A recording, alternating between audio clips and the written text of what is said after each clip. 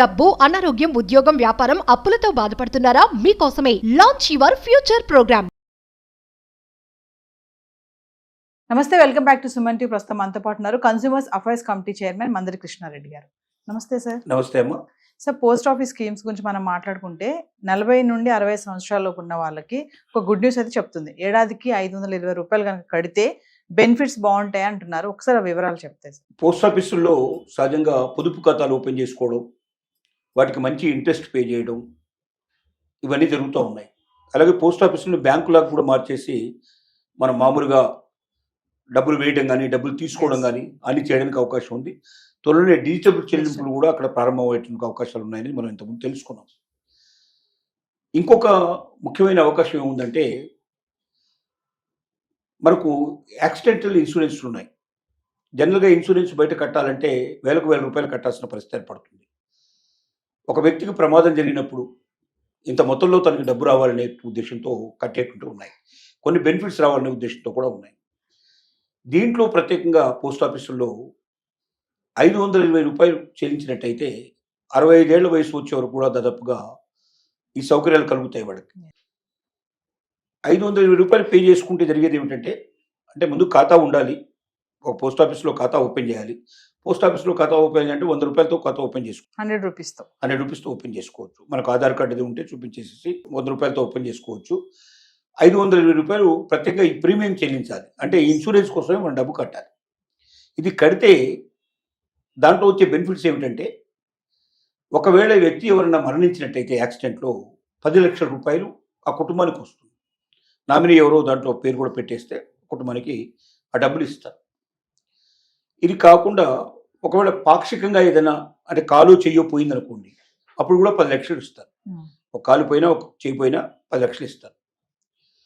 అలా కాకుండా ఒకవేళ దెబ్బలు ఏమైనా తగిలిపోయి సీరియస్గా ఉంటే వైద్య ఖర్చుల కింద ప్రతిరోజు అమౌంట్ పే చేస్తారు. అంటే మనం తీసుకున్నది స్పెషల్ రూమా, లేదా మనం ఐసీయూలో ఉన్నాడా, లేకపోతే మామూలుగా కామన్ దాంట్లో ఉన్నారా, దాన్ని బట్టి డబ్బులు పే చేస్తారు. తర్వాత పిల్లల చదువుల కోసం, అంటే చనిపోయినట్టయితే ఒక వ్యక్తి చనిపోయినట్టయితే 20 ఏళ్ల లోపల 23 ఏళ్ల లోపల ఉండే పిల్లలు ఎవరైనా చదువుకుంటూ ఉన్నట్టయితే వాళ్ళకి 1,00,000 రూపాయల వరకు కూడా సాయం అందేటువంటి అవకాశాలు ఉన్నాయి. ఇలా కొన్ని బెనిఫిట్స్ ఇస్తున్నారు. అలాగే డబ్బు ఎక్కువ ఉన్నట్టయితే ఇంకా కొంచెం ఎక్కువ పే చేసుకోగలిగితే 520 బదులుగా 775 రూపాయలు పే చేసుకోగలిగితే 10 లక్షల బదులుగా 15 లక్షల రూపాయలు చనిపోయిన సందర్భంలో, యాక్సిడెంట్ అయి చనిపోయిన సందర్భంలో 15 లక్షలు కానీ, లేకపోతే కాలు చేయకపోయినప్పుడు కూడా అంగవైకల్యం సంభవించినప్పుడు కూడా 15 లక్షల రూపాయలు ఇవ్వడం కానీ జరుగుతుంది. అలాగే వాళ్ళకి ఇచ్చేటువంటి వైద్య ఖర్చులు కూడా పెరుగుతాయి. ఒకవేళ వాళ్ళకి ఏదైనా యాక్సిడెంట్ అయ్యి మరణించకుండా హాస్పిటలైజ్ అయిపోయి ట్రీట్మెంట్ తీసుకున్నట్టయితే రోజుకు 1000 రూపాయల నుంచి 1000 రూపాయలు మామూలు దానికి పడకలకు ఇస్తే, ఐసీయూకి ఉంటే 2000 రూపాయలు, ఇంకా మందుల ఖర్చులు అట్లాంటివన్నీ కూడా ఇవ్వడం జరుగుతుంది. అలాగే పిల్లల చదువులకు సంబంధించిన, వివాహానికి సంబంధించిన దాంట్లో కూడా కొంత హెల్ప్ చేస్తారు. 2 లక్షల రూపాయల దాకా వివాహం చేసుకునే వాళ్ళకి ఇచ్చేటువంటి అవకాశాలు ఉన్నాయి. 1 లక్ష రూపాయల దాకా పిల్లల చదువుల కోసం వచ్చే అవకాశాలు ఉన్నాయి. ఇలాగ అనేక రకాల బెనిఫిట్స్ ఉన్నాయి. దీంట్లో మనం కట్టేది చాలా తృణప్రాణమైంది. 500, 725 రూపాయలు అనేది చాలా, 775 రూపాయలు చాలా తక్కువ అమౌంట్. కానీ దీంతో వచ్చేటువంటి బెనిఫిట్స్ చాలా ఎక్కువ బెనిఫిట్స్ వస్తాయి. కాబట్టి ఇది సామాన్యులకు ఎక్కువగా తెలియజేయాలి. ఎందుకంటే కొన్ని బ్యాంకు ఖాతాల్లో కూడా ఇవి, ఇప్పుడు మనకు ఎస్బీఐలో, నేషనలైజ్ బ్యాంక్స్లో చేరేటువంటి వాళ్ళకు కూడా మినిమం బ్యాలెన్స్ ఎప్పుడు మనం కనీసం 1000 రూపాయలు తగ్గకుండా ఉంచినట్టయితే ఇలాంటి సౌకర్యాలు వాళ్ళు కూడా కొన్ని కల్పించారు. అక్కడ బ్యాంకును బట్టి వేరువేరుగా ఉన్నాయి. అప్ టు 5,000 రూపీస్ ఉంచుకున్నట్టయితే ఇంకా బెనిఫిట్స్ ఎక్కువ పెరిగే అవకాశాలు ఉన్నాయి. కానీ ఏ ఖాతాలు లేని వాళ్ళు, చాలామంది మిడిల్ క్లాస్ వాళ్ళు, అలాగే చాలామంది మనకు ఒక లెవెల్లో లేనటువంటి జీవితాలు గడిపేవాడు, కామన్ మ్యాన్గా ఉండేటువంటి వాళ్ళకి ఇది ఒక వరం లాంటిది. పోస్ట్ ఆఫీస్లో 100 రూపాయలతో అకౌంట్ ఓపెన్ అవుతుంది. ఒక 520 రూపాయలు పే చేసుకున్నట్టయితే 10 లక్షల రూపాయల దాకా వస్తుంది. అంటే ఒక ఇంటి పెద్ద మరణించినప్పుడు ఆ ఇల్లు గడవడం చాలా కష్టం అవుతుంది. అది మరి సంవత్సరం అంతా రోడ్డు మీద పడాల్సిన పరిస్థితి ఏర్పడుతుంది. ఎందుకంటే రెక్కాడితే డొక్కాడినటువంటి కుటుంబాలు చాలా ఉన్నాయి. అలాంటి సామాన్యమైన కుటుంబాలకి ఇది ఒక గొప్ప వరం లాంటిది. ఒక 520 రూపాయలు ప్లస్ ఖాతా ఓపెన్ చేయడానికి 100 రూపాయలు, 620 రూపాయలు పెట్టుకున్నట్టయితే తనకి ఏదన్నా జరిగి యాక్సిడెంట్లో మరణిస్తే 10 లక్షల రూపాయలు వస్తున్నాయి. పిల్లల చదువుల కోసం కొంత డబ్బు ఉపయోగపడుతుంది.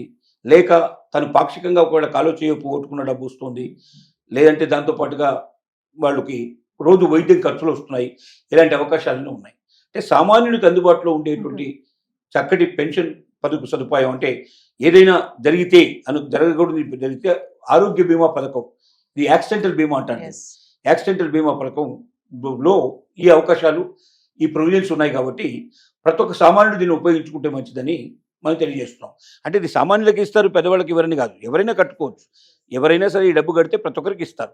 పోస్ట్ ఆఫీస్లో ఖాతా ఓపెన్ చేసి ఇచ్చినట్టయితే వాళ్ళు సామాన్యుల, డబ్బున్న వాళ్ళ ఏది చూడరు. ఎవరైనా ఇది అవసరం ఉంది, మనకు సరైనటువంటి యాక్సిడెంటల్ ఇన్సూరెన్స్ మనకు లేదు, మనం అంత డబ్బు పెట్టి బయట మనం కొనలేము అనుకున్నప్పుడు వాళ్ళకి ఇది ఒక వరంలాగా ఉపయోగపడుతుంది. Yes. అందరూ దీన్ని ఉపయోగించుకోవడానికి ఛాన్సెస్ ఉన్నాయి. సో మామూలుగా పోస్ట్ ఆఫీస్ లో అకౌంట్స్ అనేవి అంటే అకౌంట్ ఓపెన్ చేయడం అనేది మంచిదా సార్? బెనిఫిట్సా compare to bank account? Definite గా. కానీ దాంట్లో దేనికోసం ఓపెన్ చేస్తున్నది కూడా ముఖ్యమే కదా. ఇప్పుడు ఇన్సూరెన్స్ కోసం ఓపెన్ చేసేటైతే 500 రూపాయలు ప్రత్యేకంగా కట్టాలి. అంటే 100 రూపాయలు పెట్టి అకౌంట్ ఓపెన్ చేయొచ్చు మినిమం. అంటే 10,000 ఓపెన్ చేయొచ్చు, 20,000 మన ఇష్టం.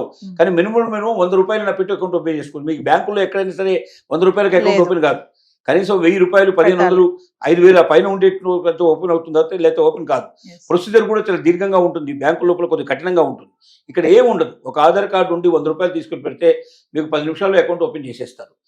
అకౌంట్ ఓపెన్ తర్వాత మీరు కావాలంటే డబ్బులు దాచుకోవచ్చు, డబ్బులు తీసుకోవచ్చు దాంట్లోంచి, లేదా మీరు దాంట్లో మీరు డిపాజిట్ చేసుకోవచ్చు, అంటే ఫిక్స్డ్ డిపాజిట్ చేసుకోవచ్చు. దాని మీద వడ్డీ ఎక్కువ వస్తుంది. ఏ రకంగా చూసినా పోస్ట్ ఆఫీసులు చాలా ఉపయోగపడతాయి. ఇంకోటి, పల్లెటూర్లలో మీకు బ్యాంకులు ఉండవు. పల్లెటూరులో కూడా మీకు ఈ సౌకర్యాలు ఇచ్చేది పోస్ట్ ఆఫీసే ఇస్తుంది. కాబట్టి పోస్ట్ ఆఫీస్ ఎక్కువ మందికి అందుబాటులో ఉంటుంది, సామాన్యులకు అందుబాటులో ఉంటుంది. తక్కువ డిపాజిట్తో మనం అకౌంట్ ఓపెన్ చేసుకోవచ్చు. ఎక్కువ ఫెసిలిటీస్ మనం పొందేటువంటి అవకాశాలు ఉన్నాయి. Thank you.